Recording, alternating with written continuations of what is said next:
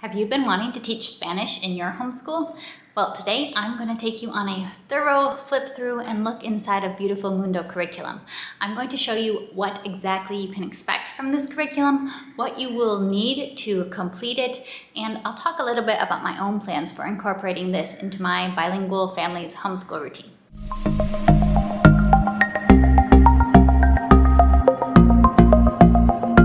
Let's get started with looking at Beautiful Mundo Volume 1. Now, before we start everything, because I know I probably will forget later, I am an affiliate with them. I purchased this myself. I decided to use it all myself. So, I did spend my own money on this, but I am an affiliate with them and I have a 10% off code that you can use. I will leave it in my description below. It's something like 7 in all 10. That will give you 10% off of any purchase from their website. So it could be Volume 1, or if your kids are ready for Volume 2, it could be Volume 2. Now, it can always be a little bit hard to understand a curriculum just from looking at the website, so I really hope that this is helpful for you to know if this will be a right fit for your Spanish language learning needs or not. Now, the curriculum begins with a few pages of notes on learning Spanish and notes on the curriculum, which I found incredibly encouraging as someone who is pursuing bilingual child raising. They were a great encouragement to me. I highly recommend reading them. But there's several pages talking about immersion, talking about the learning philosophy behind this curriculum. We have our book list, and I'll talk more about the books in a bit. We have our music list. There are lots of books and music incorporated into this. So this is what I wanted to show you here. You'll be able to see, this is a table of contents. In many ways, this looks like the kind of table of contents you would have in any typical Spanish language curriculum. We have hello and goodbye, colors of the rainbow, all the animals, the alphabet, family, all about me, time to get dressed. We have numbers, at home, good night, let's clean up. So we're going through all these very, very basic themes that you will see in pretty much any foreign language curriculum that you would have in any textbook, where you have lists of vocabulary based on a certain theme. I'll try to let you see what they all are. It's scattered over 36 weeks. Of course, you could take a week to go through each theme, or you could take longer if needed. It's not necessarily set up you have to do 1 week, of course. No curriculum really is, right? But keep this in mind. That is their table of contents, but it is much richer and goes much further beyond. But they do focus on these basics, which is what makes it accessible if you're not a fluent Spanish speaker, if you are really trying to learn Spanish as a foreign language, but it goes far beyond that, which is what is coming in handy for a family like ours, where we're not starting from zero with Spanish, but we also have a long way to go with learning Spanish, growing in confidence and fluency. So I'll show you for an example. I'll show you a more in-depth example on week 1. We have our just hello and goodbye. So we have our very basic vocabulary. Hola, adios, buenos dias, all of that. But besides that, we have a read aloud for the week. We have poetry, we have a song, and we have a little action rhyme that goes along with a craft. So in this week, they are making a sun, and then you use the sun while you're singing this little rhyme, buenos dias.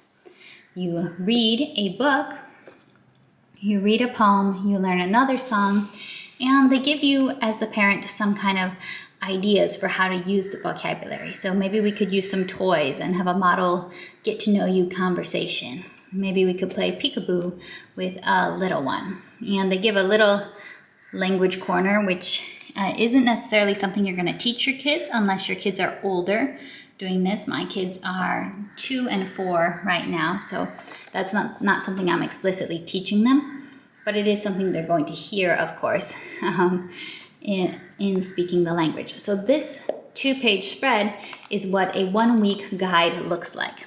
Now for me, I look at this guide and I see, okay, what's our weekly book? What's our weekly poem, our songs? And as I'm planning my morning time for the week, I kind of slot all those in. Okay, we'll probably practice the songs every day. Maybe we'll read our picture book about 3 times during the week. Maybe we'll read the poem twice, something like that. I'll plan time to do our craft at some point during the week.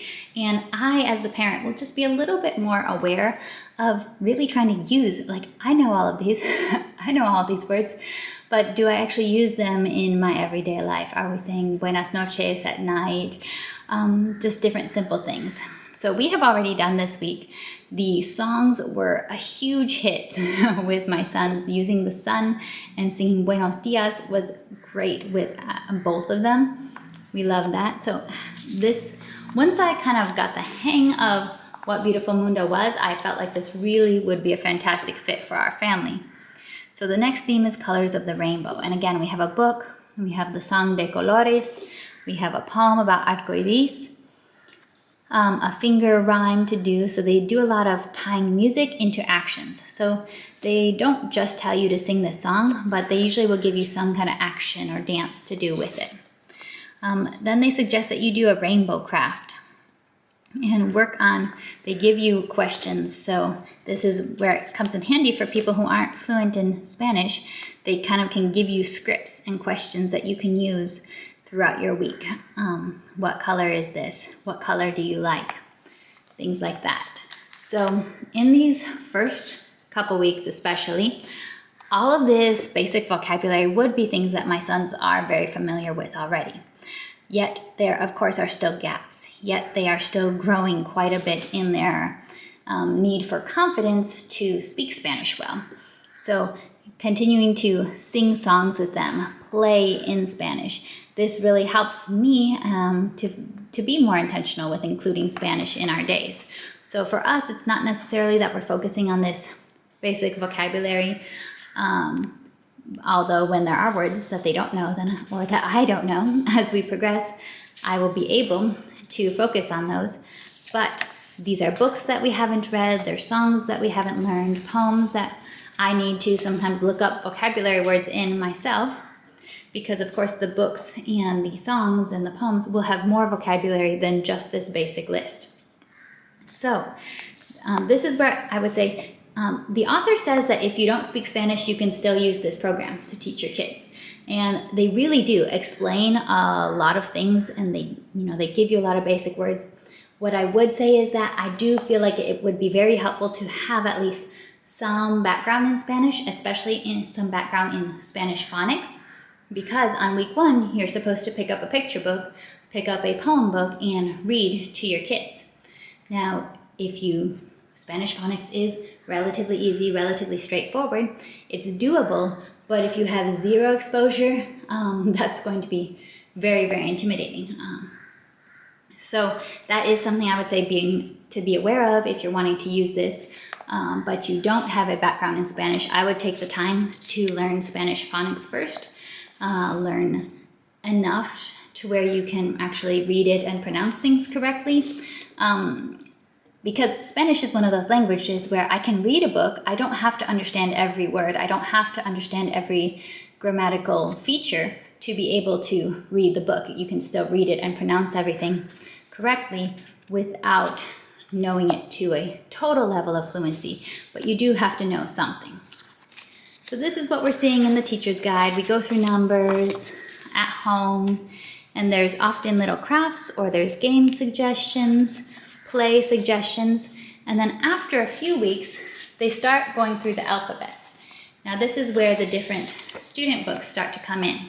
They have several different options for student books because this is an age-adaptable program. They say it can be used from age 2 till 8, roughly. I think it is very adaptable.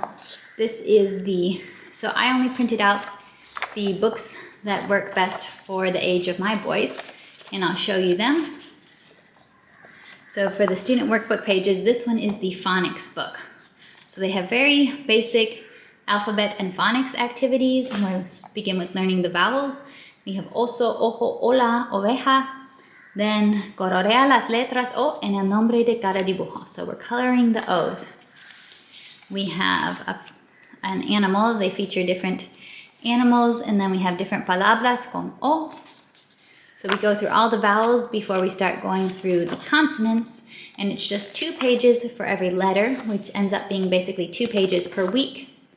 It gradually, towards the end, they start doing some letter, I don't know that blends is the right word in Spanish, but syllables maybe is what we start getting into a little bit. And so then we have gui, gui. It looks like just the G syllables, but we go through the whole alphabet. We have maybe for some letters toward the end, get a little bit more. We have some syllables with R in them. So a very simple workbook. Only 2 pages a week in this once they start it. They don't start it for the first few weeks until they start introducing the alphabet. So this is what I'm going to use with my 4-year-old. And then they also just have alphabet coloring sheets, which you can use with a younger child or just a child who loves to color. I went ahead and printed these out mainly for my younger son so that he will have something to color. Sometimes he just wants a coloring page and they tie into what we're learning about. Then they also have a copywork notebook, which has a line from the storybook of the week for a child to copy. I did not print that out because I don't have any children old enough to do copy work. They also have a narration journal where the goal is that your child will draw or color, like basically draw a picture of something from the storybook of the week and then have a narration based on the book. Now I'm doing this at my 4-year-old's level, which meant I had him draw just one picture that he wanted to remember from our book of the week, and we worked together to come up with one sentence in Spanish from something he learned from the book. So this was Las mariposas no puedan vivir en invierno porque es muy frío. And that was something that stood out to him from the book. So we are just starting that. This is his first experience.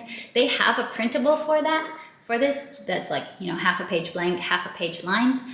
Since I had a notebook, I just went ahead and used that because it was more convenient.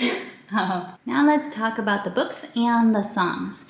These are the only kind of mandatory books that are used throughout the whole year, which is Todo es Canción, a little poetry book. Give you a look at what that looks like inside. It is in Spanish. Then we have Diez Deditos and De Colores. This is songs and this is finger rhymes for children. These are both by Jose Luis Orozco, who is very well known for his work in educational music, bilingual music for kids. I'll just give you kind of a look for what you can expect in the book, because with music, you might wonder, why would I want the book? Because pretty much all these recordings are available on the internet, and they are. But if you don't know these songs, and if you aren't a native speaker, the explanations can definitely be helpful, and the translations can also be helpful. The translations are typically not exactly literal, but they are, they give you an idea of what is going on. They try to translate it in a way that it still seems like a rhyme or a song in English. So I have both of these. I do find it helpful for me because sometimes when I hear a song in Spanish, I can't understand all the words until I read the lyrics, and then I can hear it better and I can understand it. So we use these, and I put the songs for the week on my Spotify playlist, and we play them throughout the week. Then we have our weekly read-alouds, which are a pretty hefty stack. Now on their website, they have the full book list, and they don't necessarily recommend buying all the weekly books because each picture book is just scheduled for 1 week. I don't have access to a library that has Spanish books, so I knew that if I was going to make the most of this literature-based curriculum, I would have to try to find books. I did not purchase all of them, but I did purchase most of them. I purchased the ones that I could find for a reasonable price, and the ones that I thought looked most like books that we would probably read and reread over the years. And these, they really, you could tell that they were very intentional in really trying to choose very rich literature, very much worth reading literature, not just any old random book that has a Spanish edition. Many of them are bilingual. Not all are bilingual editions. I'll just give you a quick look at some of the books. I don't have all of the books, but I did try to get those that I could. I got most of them on thrift books. So this, for example, is a bilingual book. And this was one of the reasons I wanted to do this curriculum, was because I could tell that the books were a little step up from what I have read to my kids in the past. This is a little bit wordy. This is a little bit longer than they're used to. Not all the books have that many words, but quite a few of them are starting to be a bit longer. This one is not a bilingual one, that one's just Spanish. This was one we've had for a while. And this is bilingual about Pele. So some are bilingual, which will be definitely helpful for some of you doing this, and then some are just in Spanish. Just an example. So if you did get all the books, which probably most people won't be able to do, but there's 36, because there's one for each week. But I did get quite a few of them because investing in their Spanish language learning and their access to Spanish literature is important to our family.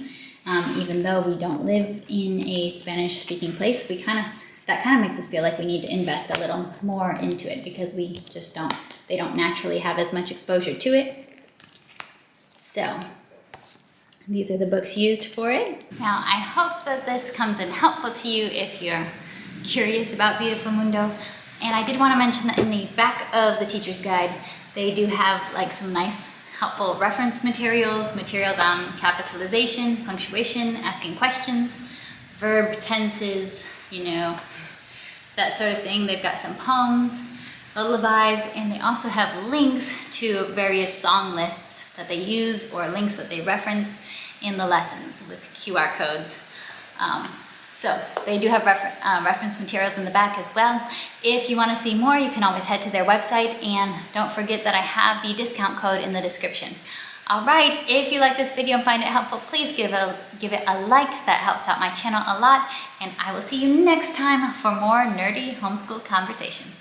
Bye.